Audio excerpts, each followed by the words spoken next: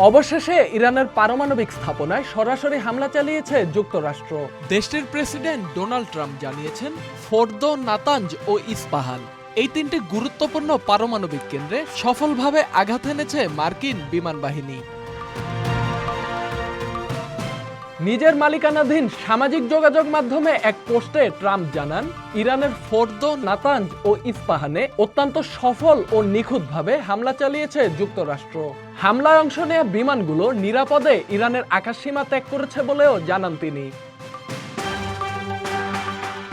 Trump জানান, মাটির 262 foot নিচে অবস্থিত ফোর্দো পরমাণু কেন্দ্রে ভারী বোমাবর্ষণ করেছে মার্কিন বিমান বাহিনী। ইরানের সবচেয়ে নিরাপদ পারমাণবিক স্থাপনাটি এই হামলায় ধ্বংস হয়েছে বলেও দাবি করেন তিনি।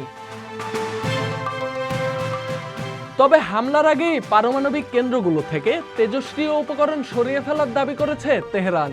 রাষ্ট্রীয় সংবাদ সংস্থা IRNA জানিয়েছে, ফোর্দো, নাতাঞ্জ ও ইস্পাহানের কেন্দ্রগুলোতে এমন কোনো উপাদান ছিল না যা বিকিরণ ঘটাতে পারে। সংস্থাটির বরাতের সরকারি এক কর্মকর্তা জানান, এসব স্থাপনায় কোনো তেজস্ক্রিয় পদার্থ নেই।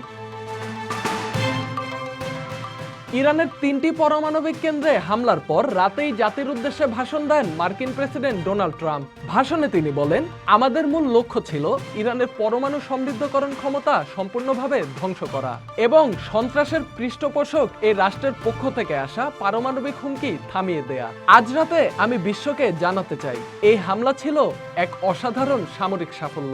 ইরানের প্রধান পরমাণু সমৃদ্ধকরণ কেন্দ্রগুলো সম্পূর্ণরূপে ধ্বংস করে দেয়া হয়েছে।